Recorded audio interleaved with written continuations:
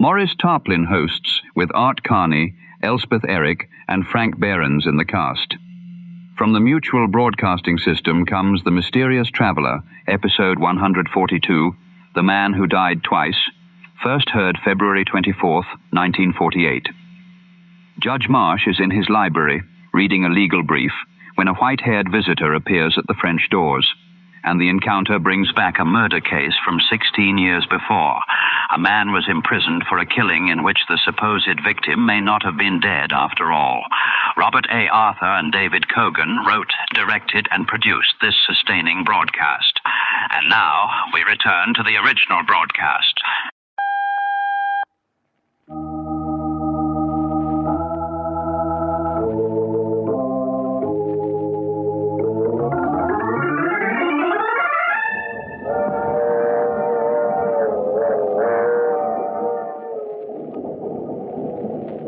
Mutual presents The Mysterious Traveler.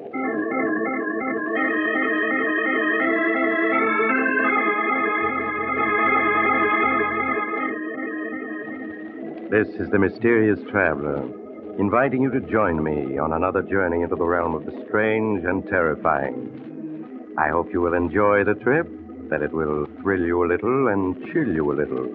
So settle back, get a good grip on your nerves, and be comfortable, if you can, as you hear the story I call The Man Who Died Twice.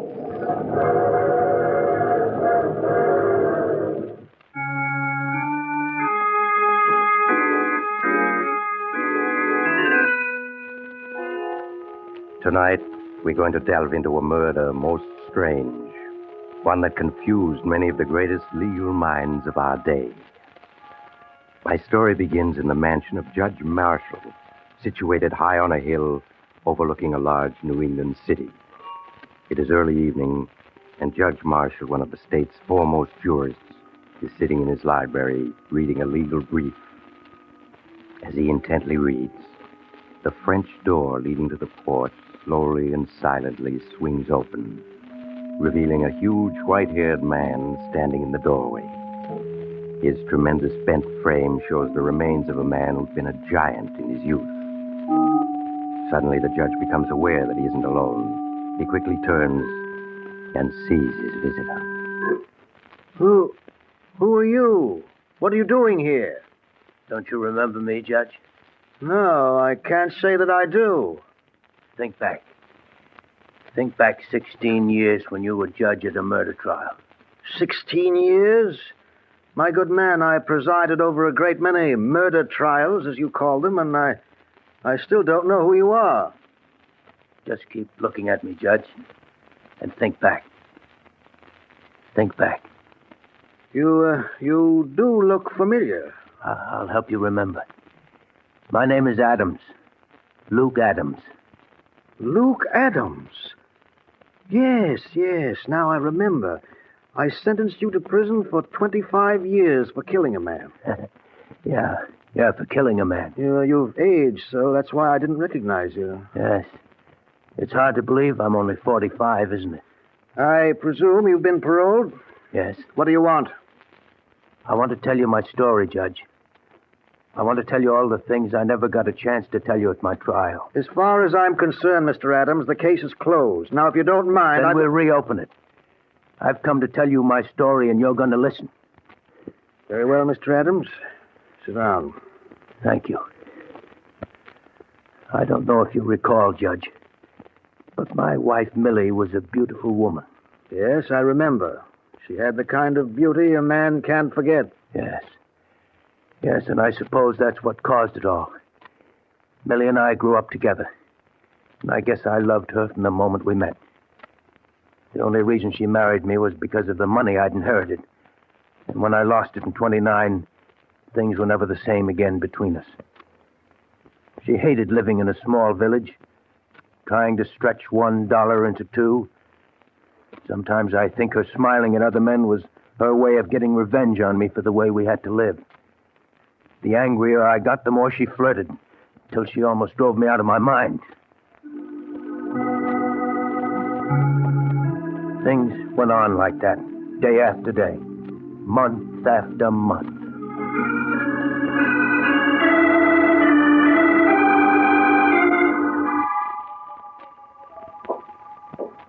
comes Luke.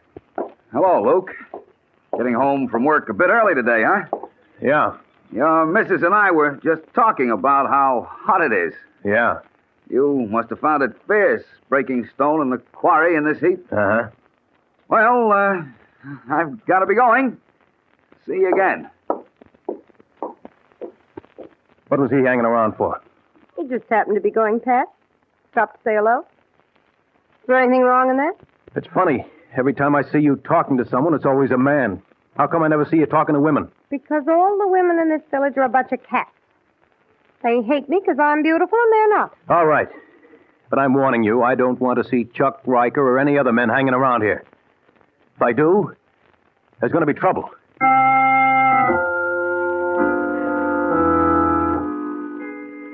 The days went by.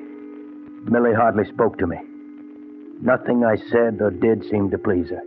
And yet, just knowing she'd be there when I got home was enough for me. And one day I come home from work. She wasn't alone. Oh, hello, Luke. Home early, aren't you? What's he doing here? Chuck was going past, stopped in to say hello. Just like that, huh? I thought I told you not to let this happen again. If Chuck wants to call on me, why shouldn't he? Right, Chuck? Sure. After all, Luke, there's no use being old-fashioned. We've all known each other since we were kids. What harm is there in an old friend dropping in and... Why are you looking at me like that? There's lipstick on your cheek. You'd better let me wipe it off for you. Now, wait a minute, Luke. I can explain. There's no use fighting over... Get up. Now, wait a minute, Luke. Can't we... Get up. Talking won't help. You'll have to fight your way out. That's it. Pick up that poker. Come on, come on. What are you waiting for? Okay, you asked for it. You're gonna get it. No. No, Luke, no. This'll learn you. No. Not to hang around other men's wives. No. Before I'm through with you, no woman will want to look at you. Luke, stop it. He's out on his feet. Stop it. How does he look to you now, Millie? I'll throw him out, then you and I will settle a few things. Come on, you. Out you go. There's a push to start you on your way. There. Now we come to you. You think I'm afraid of you. Go ahead, hit me. Ruin my looks so no man will ever want to look at me. Go ahead. Millie, don't talk like that. You know how much I love you. Why are you doing this to me? I know I haven't been able to give you all the things you want, but that's no reason to treat me this way. I won't stand for it, Millie. All right, then let's separate. You go your way, and I'll go mine. No, I couldn't live without you. You know that. I'll never let you go. You're mine, do you hear? Oh, stop it. Millie, don't turn away from me. You make me sick. All right. But I'll never give you up.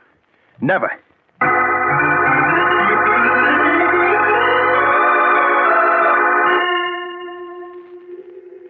Millie just stood there looking at me, contempt in her eyes. I knew we were through, and yet I couldn't give her up. I clung to the small hope that something would happen that would change her, make her feel toward me as I felt about her. Long, lonely weeks went by. I knew that Millie and I had been the scandal of the village ever since the day I'd beaten Chuck Riker. At the quarry, the men whispered to each other when they thought I wasn't looking. And I could only give vent to my rage by smashing rocks into 1,000 small pieces. Then, one day in the autumn, an opportunity came. An opportunity to escape the villagers and their gossip. Millie, where are you? Here. What is it? Millie, you've always wanted to get away from the village. Now we have a chance. How? Well, I met Mr. Anderson this morning. You remember him. He's an old friend of my father's. What about it? Well, he owns a small farm which he's willing to sell for only $300 down. You mean you want to buy it? Yeah. Just think of it, Millie. A place of our own, 20 miles out in the country, away from the village and the gossip. Do you really think I'd move to a farm? Cut myself off from everything? Well, it's what you need, Millie. A home of your own, a place to work and build. You'd love it, Millie. I know you would. You mean you would? Don't think I don't know what's going on in that head of yours. You want to cut me off from everybody, take me someplace where you can keep an eye on me day and night. Well, I'm not having any part of it. But, Millie, you said yourself you're not happy here. Yes, but I don't want a farm. I want to live in a city. I want to have everything that other women have. But we can't go to the city. There's no work to be had. We're living in a depression. Are we? Well, if you can't give me what I want, there are plenty of other men who can. They'd better not try. I'm warning you, Millie, I'll kill any man who tries to take you away from me.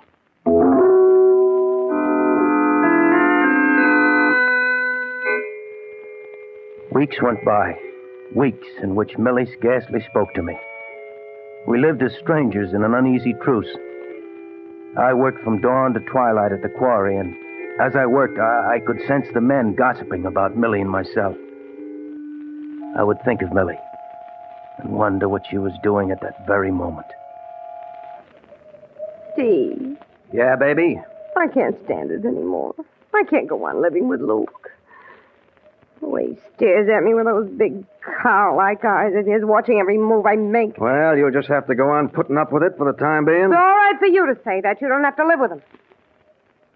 Sometimes I wonder if you really love me. Oh, don't talk like that, baby. You know I love you.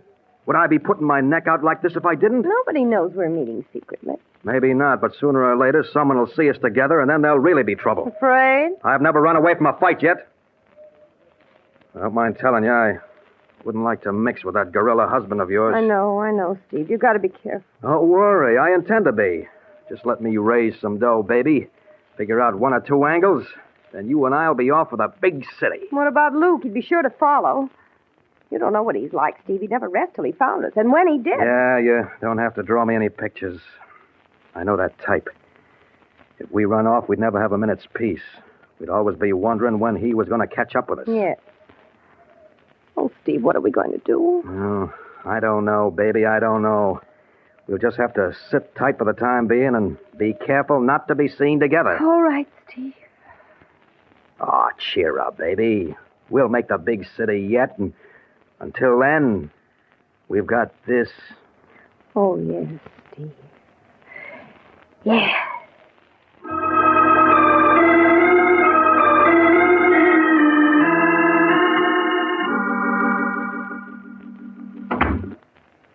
Luke? That you? Yeah, Millie. You want me? Yes. I've moved all your things up to the attic. I want you to sleep there from now on. Why? Because you keep me awake half the night with your tossing and turning, and you talk in your sleep. I talk in my sleep. What do I say? You keep yelling my names if I was murdering you or something. Oh, Millie. You'll be all right in the attic. Yes, Millie. Millie, can I talk to you for a minute? What is it? I saw Mr. Anderson again today. Millie, he says he's willing to let us live free for a year on his farm so we can see how we like it. And if we do, we can buy it. I told you before I'm not going to live on any farm. But, Millie, why can't we just try it? It won't cost us anything. If we don't like it, we can give it up. No, I tell you, I won't let myself be trapped like that. You're perfectly willing to take a chance on farming, but you won't consider going to the city. But there are 15 million men out of work. What chance would I have of getting a job in the city? If you had an ounce of courage, you'd try. You don't hear men like Steve Hopkins whining about the Depression and trying to make excuses for staying in this miserable hole. Steve Hopkins, huh? So that's it. You've been seeing Steve Hopkins? No, I haven't been seeing. You're wrong, Luke. You're lying. It's written all over your face. You're afraid, aren't you? You're afraid of what I'm going to do to Steve Hopkins. Now, Luke, listen to me. I tell you, there's nothing between Steve and myself. When I'm finished with him, you'll never want to look at him again. Where are you going? To the village tavern. He's always there on Saturday nights. Luke, come back! Luke, come back!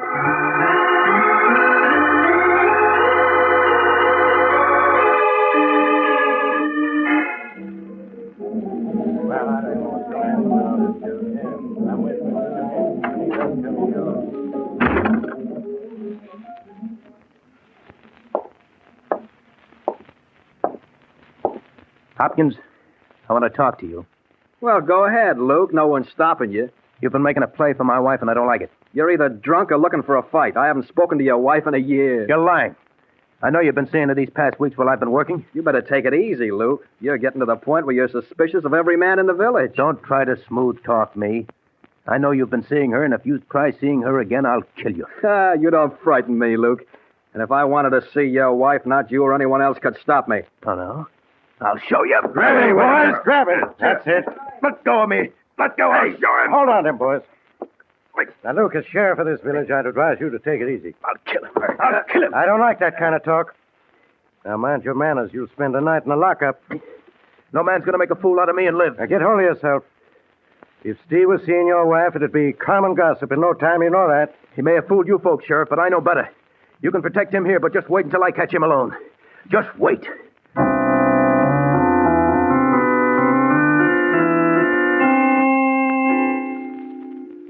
When I got home that night from the tavern, Millie was in her room, her door locked. I went up to the attic and tried to sleep, but I couldn't. I kept seeing Steve Hopkins' face, the way he had smiled at me in the tavern. He might have fooled the others, but I knew. And he knew that I did. Hours later, I managed to fall asleep. I dreamt that I was alone with Steve and we were fighting. He kept hitting me, but I couldn't feel his punches. All I could feel was my fists smashing again and again into his laughing face. I woke to hear church bells ringing. It was Sunday morning. All that day, except for meals, Millie avoided me. After supper, she went to her room, and I went down to my workshop in the cellar. The next morning when I arrived at the quarry, the men were standing around in small groups, talking to each other. They stopped when they saw me. Then from one of the groups, I saw Sheriff Roden coming towards me. Luke, I want to talk to you. What about? A number of things. Is your sledgehammer? Why, sure. That's my initials on the handle. Why is it all wrapped up in paper? I'll ask the questions, Luke. Where were you last night around 11 o'clock? 11 o'clock? In my workshop in the basement. Why? Anybody with you? Well, no, I was alone. Luke, you're under arrest. Under arrest? What for? For the murder of Steve Hopkins. For the murder of Steve Hopkins? Yes.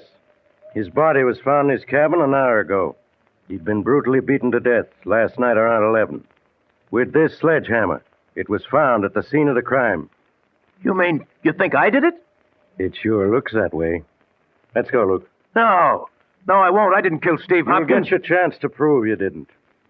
Now, let's go. No. I didn't do it. I tell you, I'm innocent. Grab him, man. Let go of me.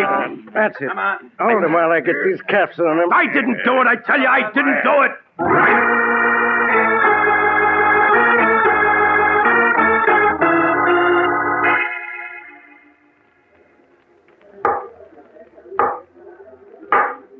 Silence in the courtroom.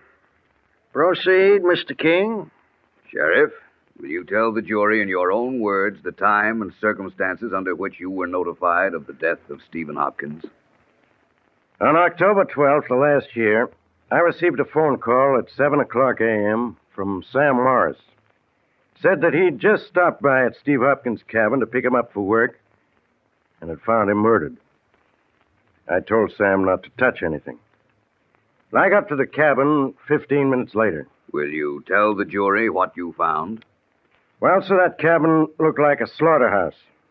I don't want to upset anyone with the details, so all I'll say is that Steve Hopkins had been beaten so badly the body was beyond recognition. You say the body was beaten beyond recognition. That's right.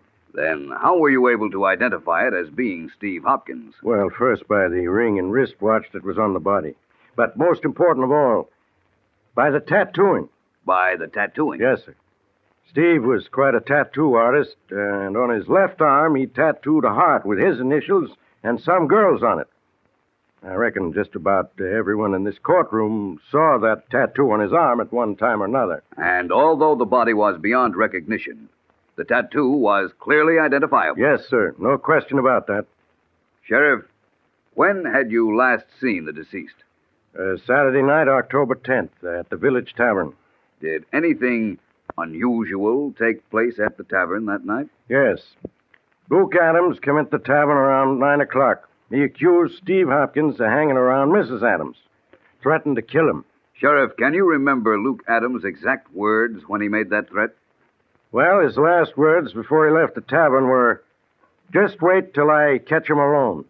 Just wait." I see.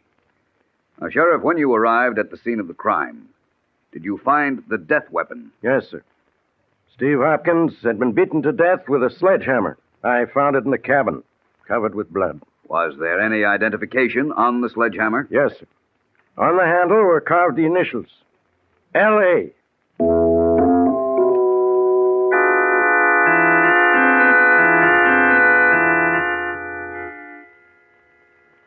Now, Mrs. Adams, you say there was no justification whatsoever for your husband's suspicions. No, none at all. In other words, he was mistaken when he accused Steve Hopkins of forcing his attentions on you. Yes, he was. I see. Now, your husband has testified that on the night of the murder, he was working in the cellar of your home. Where were you that night, Mrs. Adams? Upstairs in my room? Did you see your husband at all that night? No, I didn't. Would it have been possible for him to have left the cellar that night without your knowing about it? Yes, it certainly would.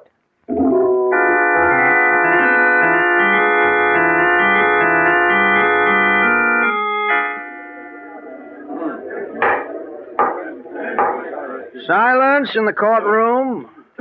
The prisoner will rise. Luke Adams, you have been found guilty of murder in the first degree with a recommendation for mercy. The court hereby sentences you to 25 years imprisonment in the state penitentiary.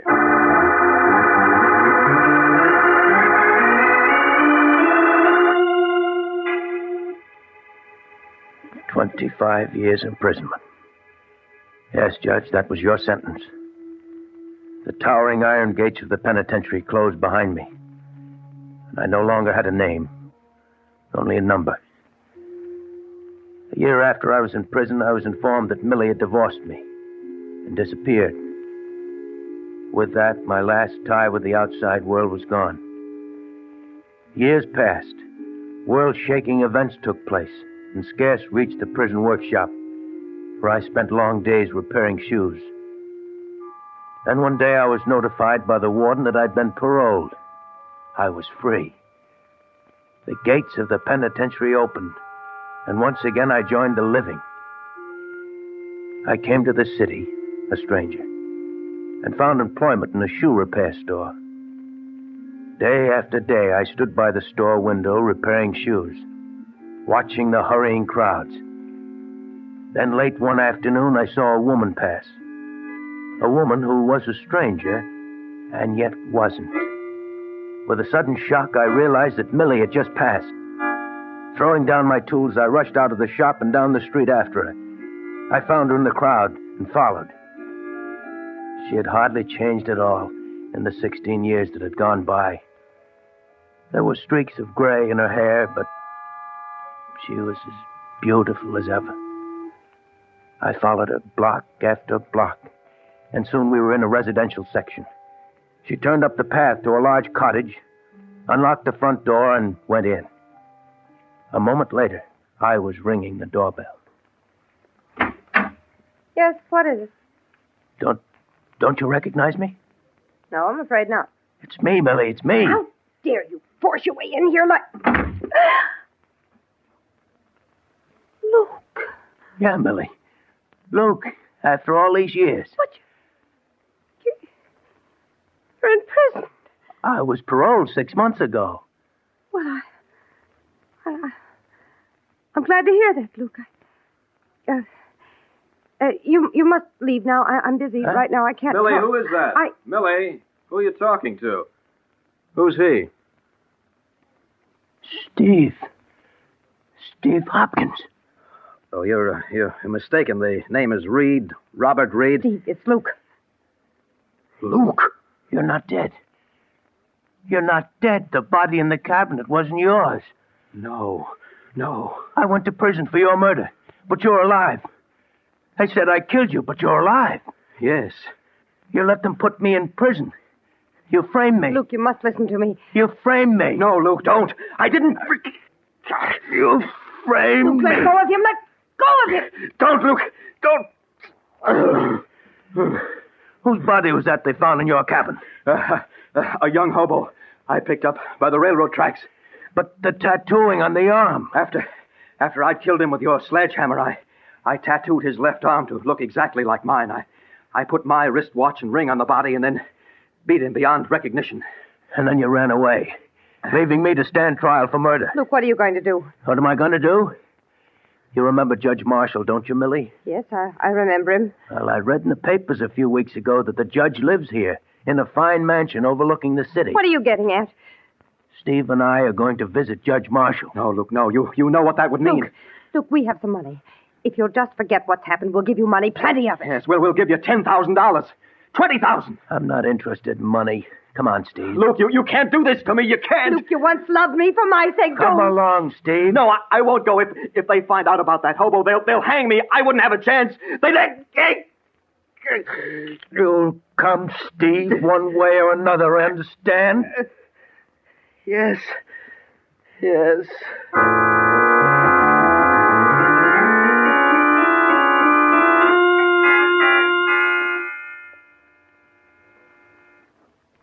Yes, Judge. He didn't want to come here, but in the end, he came. In the end, he came. Incredible. Simply incredible. The man is a monster to have done what he did. Where is this man, Steve Hopkins, now? He's out on the porch, Judge. Bring him in, Mr. Adams. I want to see that man. All right, Judge.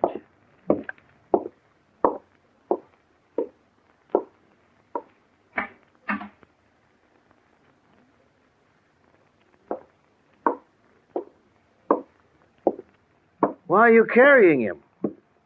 He can't walk. Can't walk? What's wrong with him? He's dead. Here, Judge. Dead? Yes, Judge. But I understood he was alive. He was. Up until a half hour ago. You mean you... Yeah, Judge. I put my hands around his throat and squeezed. Squeezed until he was dead. Huh. I killed him. And there's nothing you can do to me, Judge. Nothing. Remember, you sent me to prison for killing Steve Hopkins? For 16 years, I rotted in prison. I've paid my debt to society for Steve Hopkins' death. I've paid it. There's nothing you can do to me now. Nothing.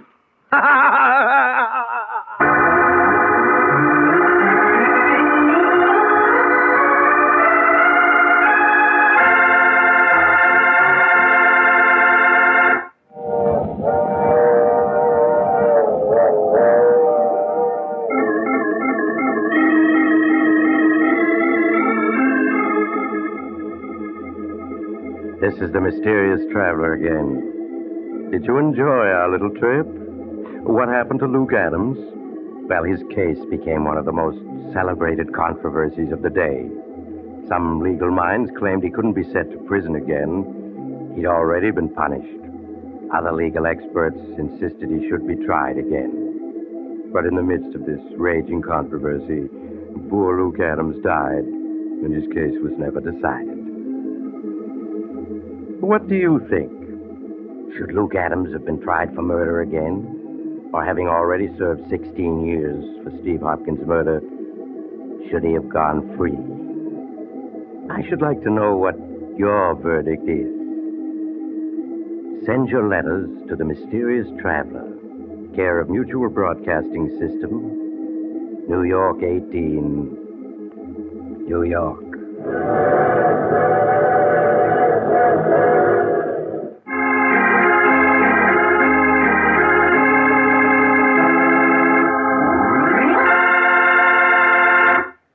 You have just heard The Mysterious Traveler, a series of dramas of the strange and terrifying. All characters in today's story were fictitious, and any resemblance to the names of actual persons was purely coincidental. In today's cast were Maurice Tarplin, Art Carney, Elspeth Eric, Frank Behrens, and Jackson Beck. Original music was played by Paul Taubman. The Mysterious Traveler is written, produced, and directed by Bob Arthur and David Kogan.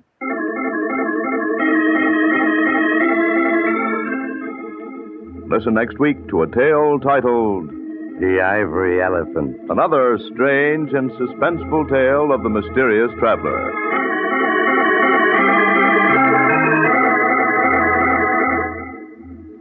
This program has come to you from our New York studios.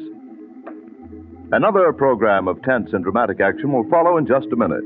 Stay tuned to this station for Official Detective. Carl Caruso speaking. This is the Mutual Broadcasting System.